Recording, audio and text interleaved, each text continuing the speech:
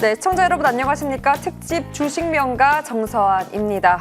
일단 5월 첫 거래일을 앞두고 하루도 휴장을 하고 있는데요. 일단 4월은 관세라는 변수로 참 고단함이 높았던 한 달이었습니다. 그 4월을 마무리하고 이제 5월을 대기하면서 오늘은 특별히 지금 주목해야 할 5월의 시장 전략이라는 주제를 잡고 특집 진행해 보도록 할 텐데요. 실적 시즌에 더불어 휴일도 많고 또 5월은 대선까지 코앞으로 다가온 만큼 또 어떤 대응책이 필요한지 여러분 고민 많으실 것 같습니다. 그 고민 함께 할 수 있는 방법 다양하게 열려 있고요. 일단 전화로는 02786-102, 1023 두 대 또 열려 있습니다. 문자로도 소통 가능합니다. 013-3366-8200번으로 궁금하신 종목 그리고 또 매수가 비중까지 남겨주시면 친절하게 상담 도와드리도록 할게요. 그 밖에도 유튜브 머니투데이 방송 실시간 채팅으로도 참여 가능하니까요. 여러분과 소통 열심히 해서 많은 또 궁금 사항들 함께 해결해 볼 수 있을 테니 많은 참여 부탁드립니다. 네, MTNW 최고의 전문가들과 함께 그 물음표들 느낌표로 바꿔드릴 수 있도록 노력해 보겠습니다. 근로자의 날 특집 주식명가 많은 참여 부탁드리겠고요. 이러한 참여 방법들 다시 한번 화면 통해서 정리해 드릴게요.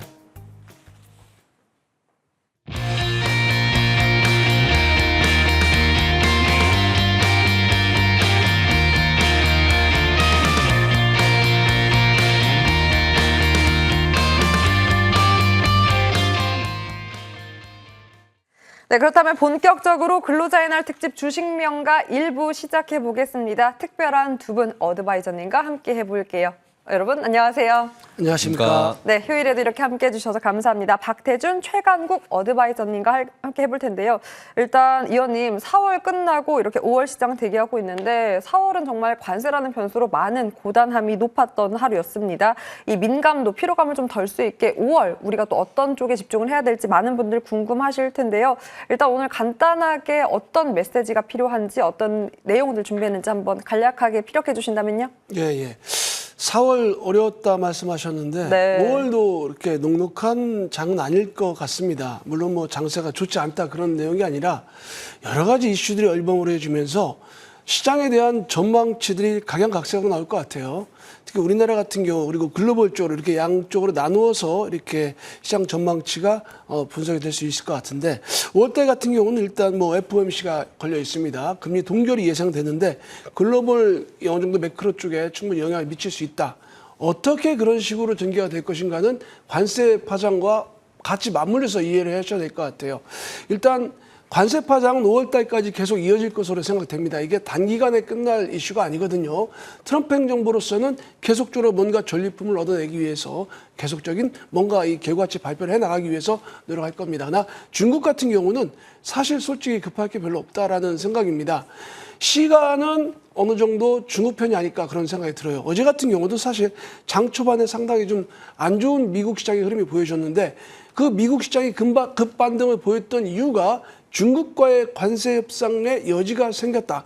유력 중국 매체에 SNS에 올라온 이 미국 측의 이 다분야 이 여러 루트를 통해서 물밑으로 관세 협상을 위해서 접촉이 미국 쪽으로 오고 있다라는 그런 뉴스 때문에 미국 시장의 움직임이 좋았습니다. 거기에 또 일부 실적들 좋게 반영이 되었죠. 이런 것들이 글로벌 매크로적 환경을 갖다가 크게 두 가지 부류로 만들어 가겠습니다. 파월 같은 경우는 지금 재정 정책으로 인해서 많이 훼손되고 있는 미국 경제의 근간을 파월이 어느 정도의 그 통화 정책으로 메꿔줄 수 있지 않을까 하는 기대감이 계속 반영이 되어 왔습니다. 거기에 뭐 가끔 트럼프가 초를 치기도 했습니다만 아직까지도 그런 이 기대감들이 시장에 5월 달을 끌어갈 수 있는 이슈가 되지 않을까 그런 생각이 들고요. 우리나라 같은 경우 그리고 참 트럼프 중동 순방이 13일부터 16일 이렇게 잡혀 있는데요. 그 경우는 아마 지정학적 리스크에 대한 완화감을 갖다가 시장에 반영해 줄 수 있는 이슈가 되지 않을까 그런 생각을 해보겠습니다. 그리고 우리나라 같은 경우는 좀 다르겠죠. 여러 글로벌 매크로적 이슈가 시장을 강타할 수도 있는데 우리나라는 아마 조기 대선 이슈가 바로 코앞에 앞둔 그런 시즌이 5월 달이기 때문에 모든 그 언론 매체들의 대선 관련 이슈로 도배가 될 가능성이 커요. 그래서 6월 3일로 잡힌 대선과 관련해서는 우리나라는 글로벌 매크로적 이슈가 우리 시장에 작용하기보다는 내부적 이슈의 산출이 계속적으로 생성되면서 종목들 그리고 섹터별로 영향을 미칠 것으로 판단됩니다. 그래서 5월 달은 아마 4월 달보다도 좀 더 다이나믹하지만 일부 선별적인 움직임보다 부각되는 그런 장세가 되지 않을까 하는 전망을 말씀드려보도록 하겠습니다. 네, 여러 가지 키워드가 5월 안에서도 나왔습니다. 아무래도 트럼프라는 키워드, 관세라는 키워드를 여전히 안고 5월에 대한 대응력을 강구해 봐야 할 텐데요.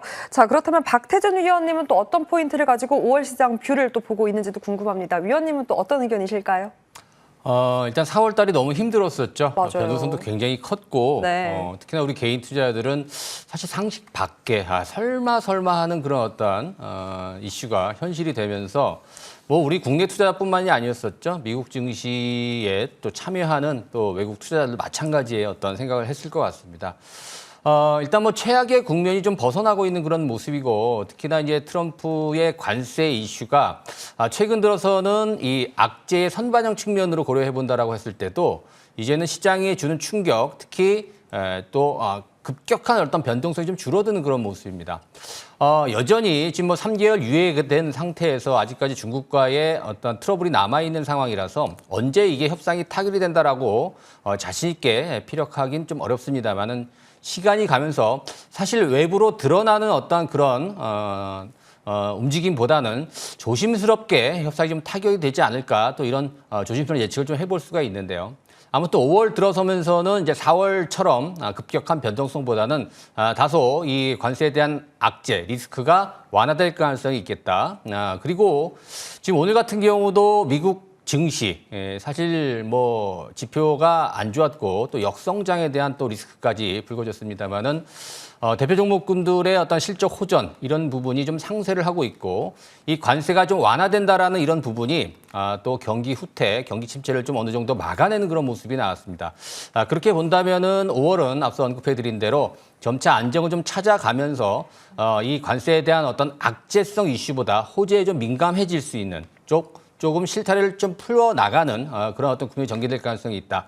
자, 그러나 이제 국내적으로 봤을 때 오늘 대법원에서 전원 합의체 3심 판결이 있었죠.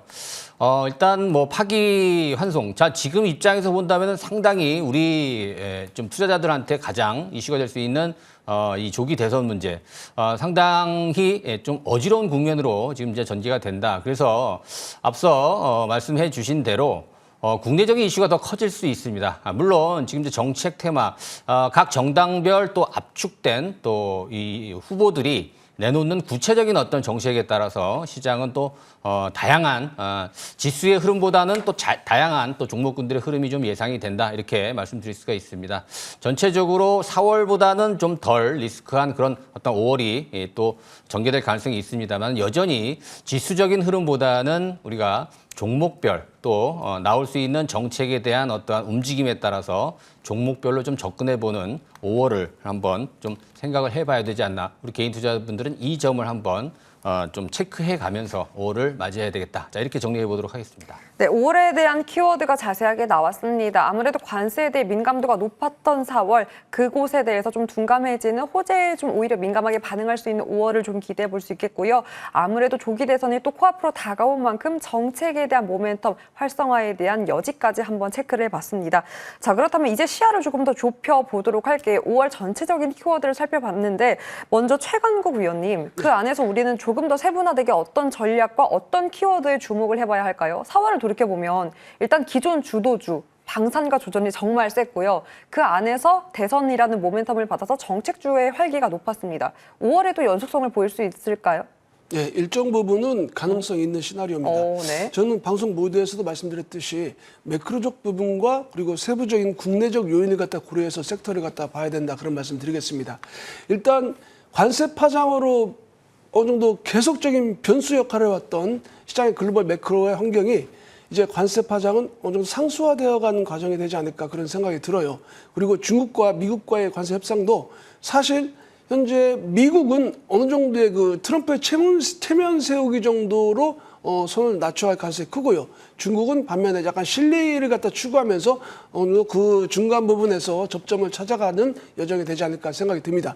그러면 이런 관세 파장의 상수화 과정에서 우리 시장도 대형주들 쪽으로 약간의 매수가 몰릴 수 있습니다. 뭐 지수를 급격하게 빠르게 올리는 그런 흐름들 속에서 나오는 게 아니라 대형주들 중에서 일정 부분 실적 부분이 가미되면서 숫자화되는 종목군들로 압축돼서 움직임이 나올 수 있다. 그래서 대형주들 쪽으로도 조금은 등한 등한시하지 말자 그런 말씀 드리고요.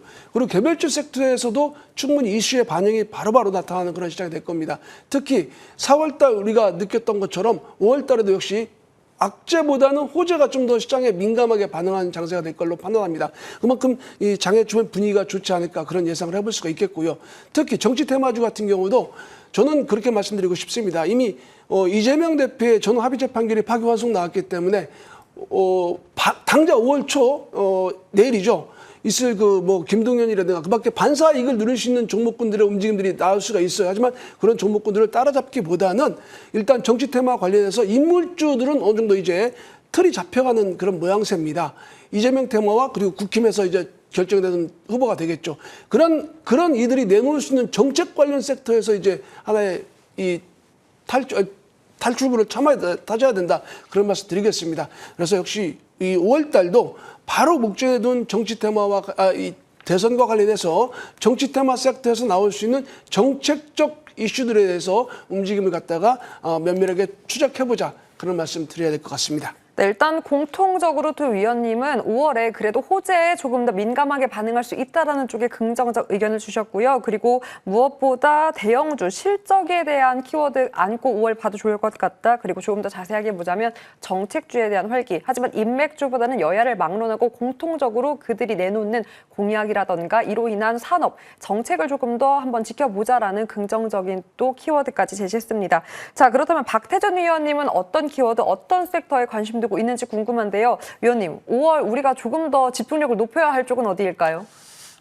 사실 4월 시장 흐름 대비해서 5월이 크게 바뀐다라는 이런 개념으로 접근하기보다는 그래요? 4월의 연장선으로 좀 봐야 될 것 같은데요. 말씀드린 대로 지금 전체적으로 시장에 압박을 주는 관세 리스크는 시간이 지금 어느 정도 좀 해결해주고 있는 상황이거든요. 그만큼 또 미리 주가가 또 선 반영이 된 측면도 있기 때문에 완전히 바뀐다 이런 개념은 아닙니다. 하지만 우리가 4월에 강세를 보여줬던 말씀드린 대로 이제 방산이라든가 조선 실적이 좋고 상당히 모멘텀이 좀 풍부한 이런 종목군들이 지속적으로 시장의 어떠한 방어주 역할을 좀 할 것이냐 이 부분은 조금 저는 반대 의견을 갖고 있습니다.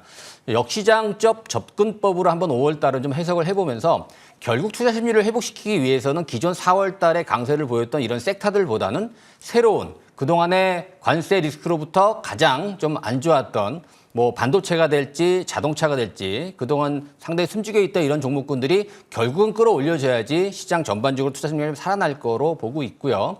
자, 그러나 이제 아직까지는 시간적인 어떤 흐름이 더 필요하기 때문에 일단 지수의 흐름, 대형주들의 흐름보다는 종목별로 접근을 해야 되겠다. 특히나 최근에 강세를 보여주고 있던 중국 소비주, 이 섹터, 이 키워드를 여러분들은 지속적으로 한번 관심을 좀 가져야 될 것 같습니다. 예를 들면 엔터라든가 컨텐츠, 그리고 이제 화장품 섹터, 그리고 나아가서는 지금 이제 카지노 섹터까지 좀 상당히 주목을 좀 받고 있는 그런 상황이기 때문에 6월 대선을 앞두고 만약에 정권의 흐름이 좀 바뀐다라고 한다면 중국과의 좀 더 확장적인 관계 개선을 또 기대해 볼 수 있기 때문에 중국 소비주 우리가 5월 달에도 좀 놓치지 않는 그런 키워드로 우리 투자 여러분들은 좀 생각을 하셔야 될 것 같습니다. 네, 중국 기대감을 받는 쪽까지 키워드가 더 업그레이드가 됐습니다. 아무래도 4월의 연장선 관련된 키워드, 정책에 대한 모멘텀도 놓치지 않아야 하고요. 엔터 쪽에 대한 연장선도 한번 점검해봐도 좋을 것 같습니다. 일단 5월에 주목할 키워드도 살펴봤고요. 이 두 분들의 또 관심 종목은 또 추후에 공개될 예정이니 끝까지 함께 해주시기 바랍니다.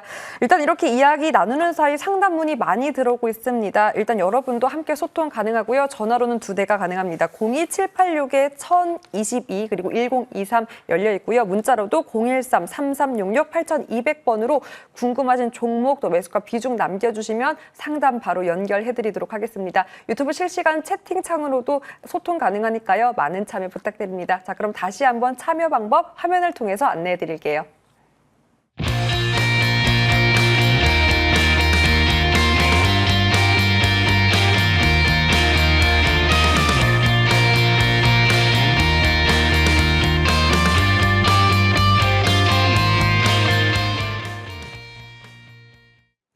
네, 그럼 종목 상담 지금부터 바로 시작해 보도록 하겠습니다. 첫 번째 시청자님부터 만나볼까요? 시청자님 안녕하세요. 네, 안녕하세요. 네, 반갑습니다. 일단 궁금하신 종목과 매수가 비중 한번 말씀해 주실 수 있을까요? 네, 포스코 DX요. 네. 25,500원에 네. 20%예요. 다시 한번 체크를 해보도록 할게요. 25,200원 포스코 DX. 500원. 네, 25,500원. 그리고 포스코 DX 비중은 20% 맞을까요? 네네. 네, 맞습니다. 포스코 그룹주에 대한 전반적인 또 이야기를 안고 있는 그룹에 대한 종목 상담 도와드리도록 할게요. 최간국 위원님 받아주실까요? 네, 포스코 DX 25,500원 매수 단가를 보건데 최근에 매수하신 것으로 추측됩니다. 네, 며칠 됐습니다. 네, 일단 뭐 지금 제가 어느 방송 채널을 통해서도 이런 말씀 드리고 있어요. 2차 전지 관련해서는 지금 주가가 좀 누가 봐도 많이 빠져 있는 구간이에요. 하지만 기존 그 추세를 완전히 뒤집을 수 있을 만큼의 이슈 생성력이 부족합니다. 그래서 지금 구간에서 뭐 적극적으로 매수하자라는 말씀 못 드리지만 하지만 그렇다고 많이 빠져 있고 지금 바닥을 다지고 있는 구간이고 이제 캐즘을 벗어나기 시작했다라는 언론 보도가 계속적으로 나오고 있는데 여기서 또 매도하기에는 또 아깝습니다. 그래서 지금 시점에서 2차 전지는 지켜봐야 된다. 그런데 포스코 DX 같은 경우는 사실 2차 전지로 바로 엮어버리기에는 조금 약간의 기업의 본질이 좀 다를 수가 있어요. 그리고 최근에 바닥권 다지면서 쭉쭉 뻗어나가지 못하는 이유가 어느 정도 좀 실적이 조금 뒷받침되지 못하고 있습니다. 그런 부분은 실적이 다시 돌려 나가는 그런 추세를 지켜봐야 된다 그런 말씀 드리고요. 그리고 한 가지 긍정적인 것은 연기금을 중심으로 해서 기관의 매수세가 조금씩 계속 유지되고 있어요. 큰 물량은 아니지만 그런 것들이 주가의 하방을 단단하게 고정시켜주고 있다 그런 말씀 드릴 수가 있겠습니다. 그래서 지금 구간은 갖고 있는 비중이 조금 크긴 합니다만 굳이 뭐 서둘러서 매도하시거나 그럴 필요 없고요. 그리고 무엇보다도 손해보고 나올 가능성보단 이익을 보고 나올 수 있는 가능성이 크다. 일단 3만 원 근처까지 1차 목표치 잡아보시고 그 부분에서 한번 차익 실현해보시고 다른 보다 빨리빨리 움직이는 그리고 수익률이 좀 더 크게 나올 수 있는 그런 종목으로 갈아탈 기회 잡으시라 그런 말씀 드리겠습니다. 네, 일단 홀딩 전략으로 3만 원까지 지켜보자로 포스코 DX 정리해 보도록 하겠습니다. 자, 그렇다면 다음 상담으로 이어가 보도록 하겠습니다. 문자로 왔고요. 실리콘투 화장품이네요. 일단 매수가는 26,800원. 오, 비중이 조금 높습니다. 50%인데 박태준 위원님이 받아주셨으면 좋겠어요. 일단 위원님 화장품 최근에 또 실적 기반에서 중국 쪽 기대감까지 랠리가 좋았습니다. 네. 실리콘투에 대한 전략 한 번 더 챙겨볼까요? 일단 매수 위치가 지금 이제 수익 구간입니다. 맞아요. 비중이 많은 게 사실 좀 부담이 되긴 합니다만 그러니까요. 일단 위치가 좋았고 좀 수익 구간이기 때문에 좀 네. 편안하게 좀 목표가를 조금 제시를 해드릴 수 있을 것 같고요. 네. 지금 이제 의뢰하신 분 같은 경우도 26,800원 정도면 일정 부분 좀 수익이 올라와 있고 지금 증권사들의 레포트를 보게 되면 4만 원 이상의 목표가들을 좀 제시를 하고 있습니다. 자, 앞서 제가 전략 시간에도 말씀을 드렸던 것처럼 중국 소비주들은 계속 주목을 해봐야 된다. 특히나 실리콘2가 유리한 점은 뭐냐면 미국에서 유럽 쪽으로 계속 시장을 확대해 나가고 있고요. 특히나 이제 제가 주목하고 있는 점은 뭐냐면 사실 사드 배치 이후에 실리콘2가 중국 사업에서는 좀 지금 진출을 포기를 했습니다. 특히나 규제가 계속 까다롭게 진행이 되고 그동안에는 계속 중국과의 어떤 관계가 좀 안 좋았기 때문에 근데 최근에 여러분들 보시는 것처럼 이 한한령 해제 기대감부터 시작을 해서 또 중국 관광객들도 계속해서 증가를 하고 있고 중국인들 입장에서 보는 우리나라 지금 한국인들 시각이 많이 바뀌고 있는 상황입니다. 특히나 이 화장품 같은 경우에도 마찬가지로 근데 이제 주목해야 될 점 다시 한번 말씀을 드리게 되면 실리콘2가 다시 중국 시장에 재진출을 기획을 하고 있습니다. 이 부분까지 성사가 된다라고 한다면 실리콘2 지금보다 훨씬 더 높은 목표치를 제시해 드릴 수 있다. 하지만 이제 아직까지는 기대감이기 때문에 지금 이제 3만 5천 원대, 이제 3만 6천 원대를 지금 도전을 하고 있는 중인데요. 특별하게 지금 모나지 않은 그런 상황에서 N자형 상승 패턴 흐름을 좀 그려 나가고 있습니다. 비중이 많기 때문에 부담된다는 점은 일단 1차로 4만 원을 돌파했을 때 한번 그 시점에서 화장품 관련 섹터의 움직임 또 시장의 상황을 고려해 보면서 물량을 줄여갈지를 첫 번째 고민을 해 주셔야 될 것 같고요. 두 번째는 5만 원 선 진입했을 때 그때 또 시장 상황과 또 이 화장품 섹터들의 움직임을 고려해 보면서 판단을 해야 될 것 같은데 1차 4만 원, 저는 좀 높게 2차 5만 원까지의 목표치를 좀 제시해 드리면서 일단 홀딩 관점 유지를 하자. 자, 이런 의견 드리도록 하겠습니다. 네, 일단 수익 구간이기 때문에 하지만 비중이 50%라 4만 원 돌파 시 비중 조절에 대한 의견, 물론 화장품 섹터에 대한 분위기를 봐야 한다. 그리고 2차로 5만 원 목표가까지 나왔습니다. 실리콘2까지 체크해봤고요. 자, 그렇다면 다음 전화로 이어가 보겠습니다. 시청자님 안녕하세요. 나왔습니다. 실리콘2까지 체크해봤고요. 여보세요? 전화로 이어가 보겠습니다. 시청자님 안녕하세요. 네, 시청자님 혹시 TV 소리가 같이 맞물려서 혹시 TV를 끄고 다시 한번 전화 연결 도와드려도 될까요? 예. 네, 안녕하세요. 혹시 어떤 예. 종목 궁금하신가요? 부산 에너리스트. 네, 두산 에너빌리티고요. 일단 16,500원 비중 30% 맞으실까요? 예. 네, 일단 뭐 원전에 대한 기대감 받고 있는 기업으로 매수가를 보니까 수익권이신 것 같습니다. 최간구 위원님 받아주세요. 이후에 대한 전략 어떻게 가져가면 좋을까요? 예, 매수가가 16,500원이면 상당히 뭐 타점 잘 잡으시고 지금 네네. 아주 좋은 수익 구간으로 접어드셨다 이렇게 보여집니다. 비중은 좀 많으신데 일단 수익 구간이기 때문에 비중 큰 게 뭐 약점이 될 수는 없겠죠. 자, 어제 오후에 그 체코 두쿠바니 원전 2기 26조 원 규모입니다. 상당히 큰 규모인데 최종 계약일이 잡혔습니다. 우리나라가 팀 코리아가 뭔가 한 건 해냈다. 자, 7일 본계약을 체결한다고 하죠. 이런 것들이 주가에 그동안 기대감으로 2만 원대에서 3만 원까지 지금 주가 올라왔어요. 최근에. 근데 이거는 상당히 우리나라의 큰 호재이고 원전 섹터 내에서도 큰 이슈임에도 분명합니다만 이 이슈는 어느 정도 좀 반영됐다라고 생각이 돼요. 그리고 그것 때문에 물론 셀 이슈로 작용할 것 같지는 않습니다만 저는 이 원전 섹터에서는 두 가지 이슈를 봐야 된다 합니다. 물론 체코 관련해서는 지금 나왔기 때문에 지나간 이슈가 됐고요. 두 번째는 SMR입니다. SMR은 현재 그 AI 산업의 패러다임이 바뀌면서 전력의 수요가 급증할 것이다. 다 알고 있는 이슈입니다. SMR과 관련해가지고 두산에서 에너빌리티는 아주 신기술을 개발했어요. 3년 뒤 상용화를 목표로 하고 있고 이미 그 전에 SMR과 관련해서 두산 에너빌리티는 세계 최초라는 타이틀을 갖고 있습니다. 이런 것들이 주가에 꾸준하게 녹여나갈 가능성이 큽니다. 물론 한 번쯤 체코 이슈가 어느 정도 그 이슈 소멸로 인해서 매물들을 갖다가 차익 매물들을 불러올 수 있습니다만 그러한 매물들로 인한 눌림목은 그래 크지 않을 거라고 생각해요. 지금쯤에서 3만 원 고점대를 돌파하는 거래가 완전하게 서줘야 되는데 기술적으로는 그런 거래가 쓰기에는 조금은 고점인 과정, 매물 소화를 거쳐야 되는 그런 숙제를 안고 있습니다. 그래서 일단은 단기적으로 눌림목을 조금 기다려보자. 하지만 단가가 좋기 때문에 굳이 서둘러서 그 눌림목에 대한 대비책을 세울 필요는 없습니다. 하지만 SML이라는 뭔가 큰 보다 장기적인 안목으로 볼 이슈가 있기 때문에 좀 더 가져가셔도 지금보다는 좀 더 높은 구간대를 경험해 볼 수 있겠다. 그런 말씀 드리도록 하겠습니다. 네, 이 수익 구간을 조금 더 즐겨보는 걸로 홀딩 전략 두산 에너빌리티 정리해 보겠습니다. 자, 그렇다면 다음 전화 이어가 볼까요? 안녕하세요, 시청자님. 네, 안녕하세요. 네, 궁금하신 종목과 비중 매수가 한번 확인해 볼까요? 네, 온코크로스요. 네, 온코크로스. 예, 13,600원에 10%. 네. 온코크로스 13,600원에 10%입니다. AI 플랫폼 제약바이오 쪽으로 구분이 되는 기업인데요. 일단 4월 초부터 랠리가 나왔고 현 구간은 매물출회에 대한 구간을 좀 지나고 있는 것 같습니다. 박태준 위원님 받아주세요. 어떤 전략이 현 구간 또 필요하다고 보실까요? 일단 조금 소폭 물려 있는 그런 구간인데요. 맞아요. 얼마든지 뭐 수익 보고 나올 수 있는 그런 종목이다 이렇게 결론부터 좀 말씀을 좀 드리겠는데요. 짧게 매도가 부탁드립니다. 네?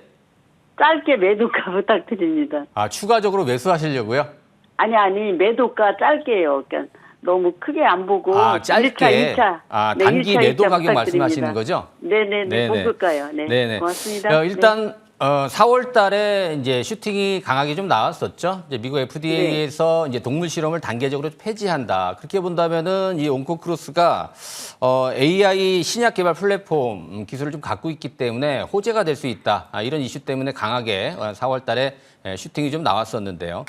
그 이후에 조정을 좀 잘 받고 있습니다. 특히 21선 위에서 받쳐내고 있는 그런 모습이 나왔고 특히 조정받을 때 거래량이 전혀 없었기 때문에 이 종목은 반등의 가능성이 굉장히 높습니다. 1차적으로 추가적인 어떠한 매도 가격을 원하셨는데요. 일단 전고점 부근이 15,000원 선이에요. 그래서 15,000원 이상 올라가게 되면 1차 매도를 하시는 것이 좋을 것 같다라는 생각이 들고요.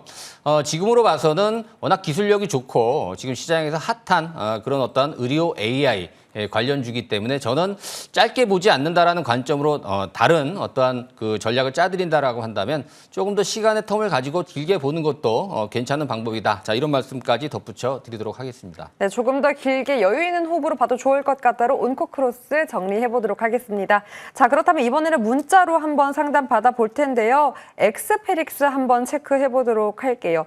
매수가는 6,545원인 것 같습니다. 비중은 15%인데요. 일단 현 구간 손실 구간을 지나고 있는데 최관국 위원님, 엑스페릭스에 대한 현 구간의 대응은 또 어떤 게 조금 더 유효할까요?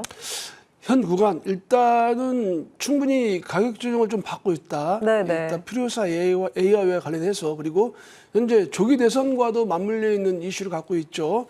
여든 야든 AI 쪽으로 막대한 천문학적인 금액 100조, 200조씩 머금대고 있습니다.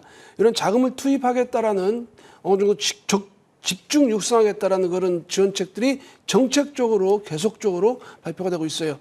그런 그 붐을 한번 탔죠. 근데 지금 6,500원대 중반이면은 가격이 떨어질 때 이렇게 한번 상한가 갭이 있는 공간인 것 같아요. 마지막 상한가든가 아니면 떨어질 때 잡으신 것 같은데 접근 방법을 조금 한번 좀 다시 주식을 하시는 데 있어가지고 내가 어느 종목을 살 때 어느 타점에 접근할지에 대해서는 조금 좀 정교하게 좀 한번 재정비하실 필요가 있다. 그런 말씀 드리겠습니다. 그리고 지금 구간은 반등을 기다려야 되는 구간이다. 그런 말씀 드릴게요. 물론 새로운 이슈가 또다시 나올 수는 있어요. 왜냐? 지금 여야에서 후보가 고정화되지 않은 상태이기 때문에 고정화된다면 분명히 AI 쪽으로 또 한 번의 정책적 모멘텀을 만들어낼 수 있다 이렇게 보여집니다. 따라서 지금쯤선 굳이 서둘러 손절하지 마시고 반등을 기다리시되 6,000원 이상에서는 한번 좀 약손절까지는 한번 고려해보자 그런 말씀 드리도록 하겠습니다. 네, 반등을 엿보되 6,000원대에서 비중에 대한 조절까지 의견 받아봤습니다. 자, 그렇다면 계속해서 문자 상담 이어가 보도록 할게요. ALT 보도록 할게요. 반도체 테스트 기업인데요. 매수가는 1,900원, 비중은 20%입니다. 손실 구간을 일단 지나고 있는데 박태준 위원님 받아주세요. 일단 우리가 쉬는 동안 마이크로소프트가 실적이 좋았고 시간 외에서 또 상승률을 보였지 않습니까? 네. 그럼 돌아오는 시장에서 조금 반도체에 대한 훈풍을 기다리며 이 기업도 조금은 기대해봐도 좋을까요? 아직은 뭐 이제 그런 소식들이 긍정적인 뉴스이기 때문에 이 반도체 섹터에는 다소 좀 주가가 반등하는 기회를 좀 제공할 거라고 보는데요. 중요한 것은 시세의 연속성이다 이렇게 보여집니다. 특히 ALT 같은 경우에는 최근 2달 동안에 전혀 거래다운 거래량이 좀 실리지 않았기 때문에 아직은 시장에서 관심이 좀 뚜렷하게 나오는 그런 모습은 아니에요. 특히 이제 문의하신 투자자분의 매수 가격이 1,900원입니다. 또 보유 비중도 20%나 돼요. 상당히 좀 힘드실 거다 이렇게 생각이 듭니다. 하지만 지금 거래량도 없고 뭐 거래가 한번 실린다라고 한다면은 단기 바닥권을 확인하고 추가 반등을 좀 기대해 볼 수 있다 이렇게 말씀을 드릴 수가 있겠는데 아직 거래다운 거래가 전혀 나오지 않고 있는 그런 상황이라서 하지만 지금 고점 대비해서 많이 떨어져 있는 상황이고 또 말씀드린 대로 거래는 없지만 충분히 기간 조정이 나왔다라는 점을 고려해 본다면 일단 10,000원 부근대 이제 본인 매수 단가까지의 목표치는 한번 말씀을 좀 드릴 수가 있을 것 같아요. 뭐 바로 올라가긴 좀 어려울 것 같고 일단 거래가 나올 때까지 좀 기다려 보시면서 지금 10,000원에 근접하는 그런 모습이 나온다라고 한다면은 비중을 좀 축소하든지 전략을 좀 짜셔야 되는데 아직은 거래 신호가 전혀 나오지 않고 있기 때문에 지금 이제 거래가 좀 수반이 될 때까지는 홀딩하시고 9,000원에서부터 10,000원 올라갈 때 그때 흐름을 다시 한번 보시고 판단을 하시는 것이 좋을 것 같다. 자, 이런 말씀 드리도록 하겠습니다. 네, 거래량 신호가 중요할 것 같고요. 신호가 온다면 9,000원에서 10,000원 구간 일단 비중 축소에 대한 의견으로 ALT 정리해 보도록 하겠습니다. 자, 그렇다면 계속해서 전화 상담 이어가 보도록 할게요. 시청자님 안녕하세요. 네, 안녕하세요. 네, 반갑습니다. 궁금하신 종목과 매수가 비중 알려주세요. 예, 옴니 시스템 4월 29일 9시에 1,327원에 매수했어요. 네. 예, 비중이 어떻게 될까요? 재무제표도 튼튼하고 영업이익도 잘 내는 회사여서 샀는데요. 네. 예, 1,000원에서 올라갈 생각을 안 하네요. 그러니까 공부도 또 열심히 하신 것 같은데 저도 이럴 때가 참 속상합니다. 내가 공부한 것만큼 또 종목이 안 올라줄 때 최강국 위원님 받아주세요. 비중도 35%고요. 이 손실 구간을 지나고 있는데 1,000원대에서 안 올라간다고. 일단 우리 질문하신 시청자분께는 제가 이런 말씀드리고 싶습니다. 지금 매수하신 네. 단가가 1,327원이면은 네. 그 상한가 진날 상따를 하신 것 같아요. 네, 맞아요.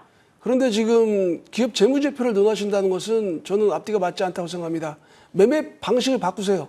어떻게 상따를 하고서 기업의 재무제표를 봅니까? 기업의 본질 가치를 왜 살펴보죠? 상따를 하셨으면 지금 빨리 그 다음에 치고 나오셔야죠. 호가인 이유가 유심 때문에 그렇거든요. 예, 유심 사태 때문에 발생한 주가 이 움직임인데 단기로 들어간 게 분명합니다. 상한가 정도의 그 30% 이상을 따라잡으셨을 때는 그 다음날 아침에 떴어요. 떴으면 팔으셔야죠. 근데 그걸 갖다가 지금에서 물렸으니까 이제 기업의 본질 가치를 논하고 계십니다. 그거는 접근 방법이 완전히 자기 합리화입니다. 그건 정말 바꾸셔야 될 매매 전략 태도라고 생각합니다.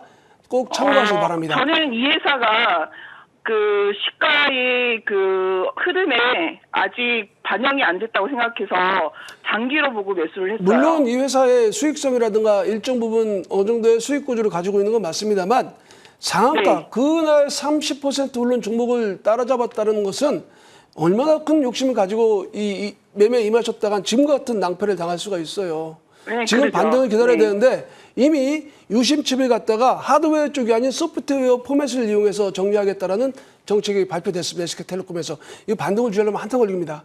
이미 들어왔던 물량들이 다 소화돼야 돼요. 자, 그래서 이 종목은 빨리 손절을 치시라는 말씀 드리고요. 그리고 앞으로는 매매에 임하실 때는 상따할 정도의 큰 대담함을 보이실 정도면 그 다음날 빨리 파시고 나오시기 바랍니다. 꼭 기억하시기 그 다음 바랍니다. 날 샀어요, 저는요.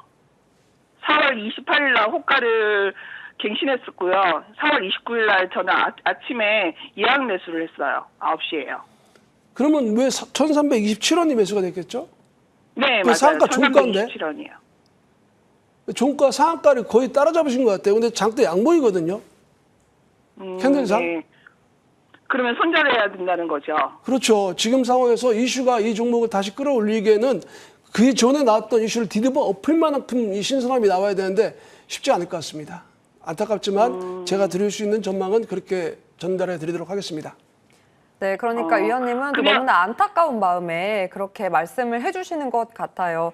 그러니까 단기 테마로 인한 급등 안에서 조금 또 무리한 매수가를 가져갔기 때문에 앞으로는 이러한 매매 전략보다는 조금 더 여유 있게 조금 저점에서 공략할 수 있는 안전성도 확보하는 것도 중요할 것 같다로 의견을 한번 정리해 보도록 하겠습니다. 시청자님, 제가 또 열심히 응원하도록 하겠습니다. 자, 그렇다면 다음 상담 이어가 보도록 하겠습니다. 문자인데요. 일단 한택 4만 원이고요. 25% 비중이 25%네요. 박태준 의원님 일단 받아주세요. 지금 현 구간은 손실 구간 지나고 있고요. 관련된 테마로 인해서 또 역시나 양대 장봉을 잃었던 기업이기도 합니다. 현 구간 네. 어떤 대응책이 필요할까요? 말씀 주신 대로 테마에 묶였던 그런 종목이죠. 네. 탄소 포집 관련 테마에도 묶였고, 그리고 알래스카 LNG 프로젝트 사업 참여 기대감, 이렇게 다양한 모멘텀이 있었습니다. 근데 지금 실적도 좋고요, 또 기술력도 좋고 비전이 좀 있는 그런 종목이죠. 신규 상장주인데 그런 어떤 모멘텀 때문에 주가가 바닥에서는 100% 정도 4월 달에 상승을 이미 했습니다. 그래서 어느 정도의 어떤 이런 프리미엄이 주가에 좀 반영이 됐고 또 고점에서 또 주가가 좀 밀리고 있는 그런 모습인데 지지받는 자리에서 지지를 좀 못 받았어요. 지금 문의하신 분 매수 단가가 사실 지지력을 보여줘야 될 만한 그런 가격대인데 그 가격대를 좀 이탈했기 때문에 지금 당장 단기적인 흐름으로 보게 된다면 많이 고점에서부터 밀려 내려왔지만 아직은 바닥이다라고 확신하기 좀 어렵거든요. 그리고 만약에 지금 현 시점, 지금 이제 33,400원 이 시점이 바닥이라고 하더라도 반등이 이어진다라고 한다면 지금 말씀드린 대로 지금이 만약에 바닥이다라고 가정을 해봐도 반등이 와도 38,000원대 걸리거든요, 기술적으로. 그렇게 본다면 4만 원 매수 단가까지 또 주가가 다시 회복이 된다라고 한다면 좀 시간이 좀 필요하지 않을까 이런 판단을 좀 드립니다. 지금 25% 보유 비중이 있기 때문에 일단은 손절을 좀 감내를 하셔야 될 것 같습니다. 일정 부분 지금 한 38,000원까지의 반등이 나온다라고 한다면 5에서 한 10% 정도는 비중을 좀 줄이시면서 그러니까 10% 정도 내외의 물량을 가지고 반등 좀 기다려봐야 될 것 같은데요. 상당히 좋고 비전도 있고 또 추가 상승 모멘텀은 풍부하다라고 보여지지만 이미 주가가 바닥에서부터 24,000원대부터 48,000원까지 단기적으로 급등했다라는 그런 측면을 고려해 본다면 충분한 어떤 숨고르기, 물량 소화 과정이 불가피하다. 이런 관점에서 반등 시 38,000원에서 비중을 좀 축소하시란 의견 드리도록 하겠습니다. 네, 본질은 잘하고 있으나 차트상 저점 대비 많이 올라왔기 때문에 이러한 부담을 감내해서 반등 시 비중 조절로 한택도 정리해 보도록 하겠습니다. 계속해서 상담 문자로 이어가 볼 텐데요. 아무래도 최근 여러분 이 관세라는 이슈로 글로벌 증시 자체가 한산할 때 우리는 또 정책에 대한 이슈로 테마성이 좀 짙었기 때문에 관련된 기업들에 대한 상담이 많이 올라오는 것 같습니다. 문자 이번에 올라온 쪽은요. 메가터치고요. 비중은 33%, 비중이 다소 높네요. 4,690원이 매수가였습니다. 지금 다소 손실 구간을 지나고 있는데 아무래도 2차 전지 안에서 나트륨 배터리라는 키워드 안고 최근 시세를 좀 냈거든요. 이후에 대한 전략은 어떻게 챙겨가면 좋을까요? 최강국 위원님 받아주세요. 네. 지금 질문하신 분은 좀 운이 좋으신 것 같습니다. 메가터치 제가 집중적으로 조금 분석해본 기업이기 때문에 네. 이 종목에 대해서 제가 보다 정밀한 CATL이 나트륨 이온 배터리를 세계 최초로 상용해서 낙스트라라는 이름이죠. 어느 정도 기술력을 입증했습니다. 그에 따라서 우리나라 배터리 3사도 충분히 그쪽으로 푸시할 수 있는 그런 여력을 만들어 놓았죠. 여지를. 그리고 나트륨 같은 경우는 사실 리튬과 비교해서 어마어마하게 많은 양을 가지고 있어요. 지구가. 그리고 가격이 그만큼 싸다는 얘기죠. 그리고 공급도 원활하게 될 수가 있겠고 그리고 구조적으로 안정감이 있기 때문에 화재의 위험성도 줄어들었습니다. 그래서 차세대 자동차 쪽으로 나트륨 이온 배터리가 급격하게 많이 사용될 수 있다. 그런 기대감을 가지고 있고 그러한 이유에서 메가터치가 움직였습니다. 메가터치는 테스트핀을 갖다가 기술력을 갖고 있는 회사인데 각형, 원형, 폴리머 등 각종 차세대 배터리에 모두 적용할 수 있는 기술력을 보유하고 있습니다. 이런 것들이 시장에서 크게 환호를 받았던 그런 흔적들로 차트를 보여주고 있습니다. 어제죠. 거래가 엄청 터졌습니다. 기술적으로 보겠습니다. 4,600원대 매수가인데 그 가격권대는 사실 아마 크게 고민하지 않아도 되는 가격권대라고 생각합니다. 일단 파동이 시작되었고 직전 고점대의 물량을 소화하는 윗꼬리 달린 음봉이 나왔습니다. 이것이 끝나는 흐름은 아니라고 생각해요. 저는 당장 내일 그리고 연휴 이후에 5월 초 어느 정도 신규 매수도가 나오다 그런 말씀 드리겠습니다. 이미 저는 트레이딩을 몇 번 했던 종목이기 때문에 그 흐름의 파동의 습성을 적당히 제가 이해를 하고 있습니다. 그래서 그 파동을 갖다가 분석해 보건데 내일 오전장부터 해서 아래로 내려간다면 매수 타임입니다. 그리고 연휴 이후에도 매수 타임이 나올 수가 있어요. 이미 거래가 실렸기 때문에 돈이 들어왔죠. 그래서 매수하신 단가가 좀 높고 비중도 좀 되시지만 굳이 손절까지 고려하지 마시고 충분히 5,000원 돌파 여부를 지켜보자. 그런 말씀 드리도록 하겠습니다. 네, 5,000원 돌파 여부를 좀 보면서 계속해서 홀딩 전략으로 메가터치 정리해 보도록 하겠습니다. 다양한 종목 상담 여기까지 한번 받아봤고요. 잠시 후에는 두 위원들의 관심 종목 공개하러 돌아오도록 하겠습니다.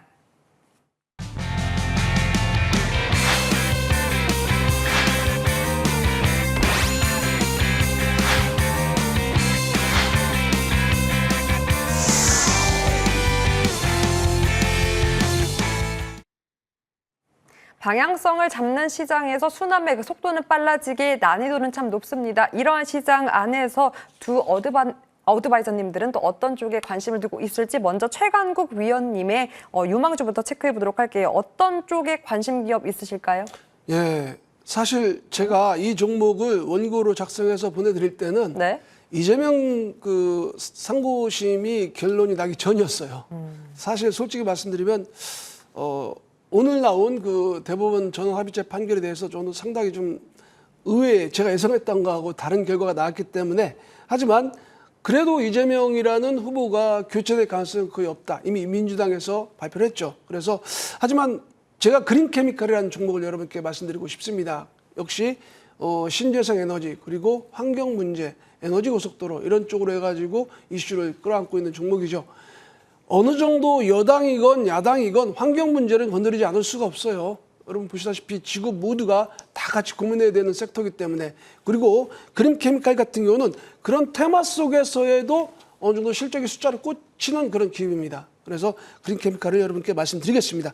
일정 부분 한번 좀 파동이 좀 나오긴 했습니다만 충분히 가격 조정 받았고요. 그리고 이동평균선의 지지력도 기대할 수 있는 구간이기 때문에 지금 구간에서 그린케미칼은 한번 좀 관심 있게 지켜보자 그런 말씀 드리도록 하겠습니다. 그리고 이 종목은 일단 거래가 실렸다는 것도 중요하지만 조기 대선 이슈로 들어가면서 여당에서 아직 제대로 된 이슈가 나오지 않았어요. 그리고 여당 후보가 확정되면서 그쪽에서도 이재명 대표의 필적할 만큼의 규모로 그리고 포장력을 발휘해서 이슈가 나올 겁니다. 그때 한번 좀 다시 한번 움직임이 나올 수 있다 그렇게 보여지죠. 따라서 이 종목은 손절가는 한 7,000원 정도 그렇게 잡고 들어가시고 목표가는 바로 직전 흐름의 파동의 고점이었던 1,500원 정도 잡으시기 바랍니다. 물론 거래가 실리고 상승의 강도가 어떻게 나온지를 보면서 추가적인 목표치 상도 가능하다.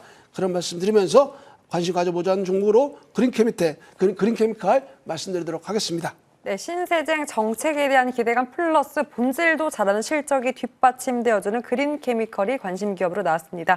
자, 그렇다면 박태준 위원의 유망주도 한번 만나볼까요? 위원님이 눈여겨보는 쪽은 어디일까요?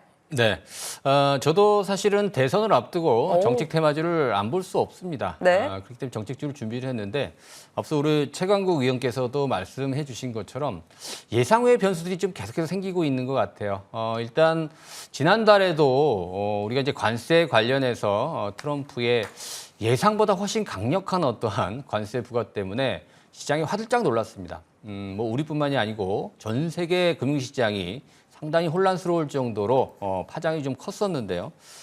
국내적으로도 사실 정치적인 이슈가 당분간은 또 상당히 시장에 민감하게 작용할 가능성도 있고요. 거기에 따라서 각 후보 별로 어떤 정책에 따른 정책 테마주들이 상당히 빠르게 지금 현재 또 순환매를 보여주고 있습니다. 어제 같은 경우에는 증권주들까지 오랜만에 또 크게 또 각광을 받는 그런 정책 테마주로 증권주들도 또 속하는 또 앞으로 5월 달 아직 뭐 한 달 이상 대선이 남아 있기 때문에 조금 더 이제 압축이 되고 또 후보 입장에서 본다면 구체적인 어떤 정책에 따라서 테마주들도 빠르게 순환매를 할 것이다. 여당 후보가 가능성이 높냐, 야당 후보가 가능성이 높냐 이 부분은 사실 우리가 판단할 수 있는 그런 문제는 아니지만 지금 뭐 예상대로 현재 우리가 이제 여론조사를 고려해 본다면 야당 후보 쪽이 조금 더 이제 앞서고 있다라는 그런 측면입니다. 그렇게 본다면 야당 후보 중심으로 우리가 뭐 오늘 판결은 아주 불리하게 좀 났습니다만 아직까지는 그래도 야당 후보 쪽이 조금 더 가능성이 높기 때문에 정책을 그쪽으로 좀 보는 것도 유리할 것이다. 다만 지금 여나 야나 할 것 없이 공통적으로 들어갈 수 있는 그런 테마. 저는 저출생 관련 종목군들 그중에서 꿈비라는 종목을 준비를 해봤는데요. 자, 이 종목이요. 사실은 가장 먼저 움직였던 테마주였습니다. 아직까지는 뭐 저출생이라든가 또 일자리 뭐 이런 테마주들이 가장 먼저 움직였지만 아직 구체적인 얘기는 그렇게 나온 게 없거든요. 그럼 5월 달에 좀 더 구체적인 또 우리나라 같은 경우에는 총선이라든가 대선을 앞둔 시점에서는 항상 이 저출생 관련주들이 테마로 묶이면서 각광을 좀 받았었죠. 자, 꿈비에 대해서 좀 구체적으로 설명을 해드리면요. 유아용 가구의 브랜드 이름이 꿈비예요. 근데 이제 이 브랜드 이름이 이제 회사 이름으로 사용을 하기도 하죠. 놀이방 매트 리코코란 브랜드도 가지고 있고요. 지금 현재 전도 유망한 영유아용품 전문 기업이다 이렇게 알고 계시면 될 것 같고요. 사실 지금 외형을 확장하고 있는 그런 상태입니다. 이제 최근에 가이아 코퍼레이션의 지분 43%를 인수를 하면서 계속 외형을 좀 확장해 나가고 있는 그런 추세고요.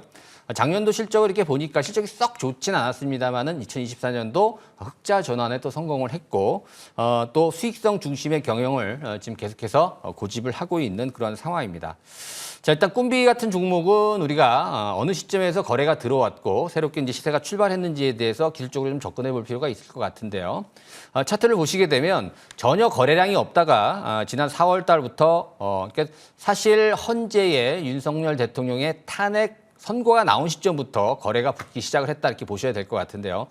강하게 이틀 연속 상한가를 기록하고 3일째 슈팅이 나오다가 지금 상당히 오랜 기간 동안 지금 이제 조정을 받고 다시 한번 주목을 받을 시점이 됐다 기술적으로는 이렇게 판단이 됩니다. 물론 일단 대통령 후보로부터 구체적인 어떤 정책이 나와야지만 슈팅이 가능할 거다 이렇게 보여지지만 이번 주 상당히 강한 또 거래량이 나와주면서 일단 단기 바닥권, 기술적인 조정은 충분히 이어졌다 이렇게 판단이 되거든요. 그렇게 본다면 단기적으로 고점을 돌파할 수 있는 가능성이 있다. 그래서 지난 고점인 15,870원이었는데요. 이제 목표가를 16,000원 정도 제시를 해드리고요.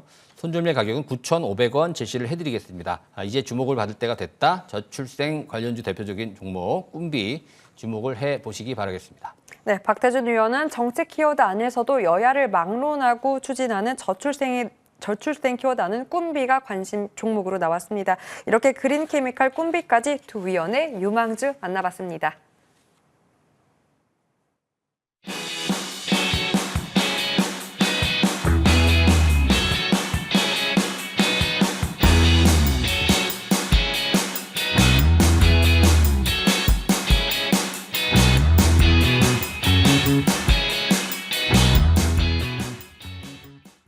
네, 오늘은 두 분의 유망주가 정책이라는 공통 키워드에서 신재생 그리고 저출생에서 나왔습니다. 이 밖에도 무료 방송을 통해서 못다한 이야기 시장 전략들 한번 챙겨볼 수 있을 텐데요. 먼저 최강국 위원님 어떤 이야기 또 준비해 주셨나요? 네, 역시 방송에서 하지 못한 이야기를 충분히 해드릴 수가 있겠죠. 뭐 예를 들자면 방금 전에 그린케미칼을 제가 말씀드렸는데 부가적인 설명을 좀 더 해드릴 수 있겠습니다. 여러분들이 만약에 전략을 짜 나가실 때, 전략을 확립하실 때 필요한 뒷받침해 줄 수 있는 내용들이 되겠죠.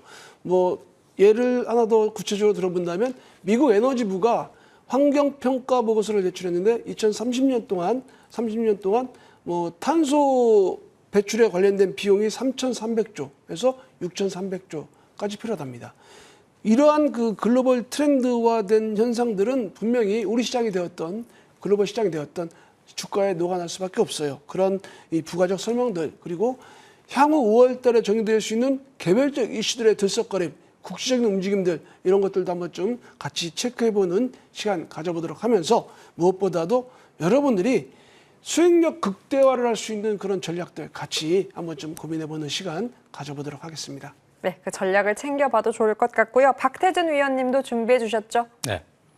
저도 이제 정책 테마주에 대해서 말씀 좀 드리려고 하는데요. 지금 오늘 기사를 보니까 금융당국에서도 이 정치 테마주에 대한 규제를 강화한다. 맞아요. 이런 기사가 좀 나왔습니다. 그만큼 리스크가 큰 그런 섹터임은 분명하죠.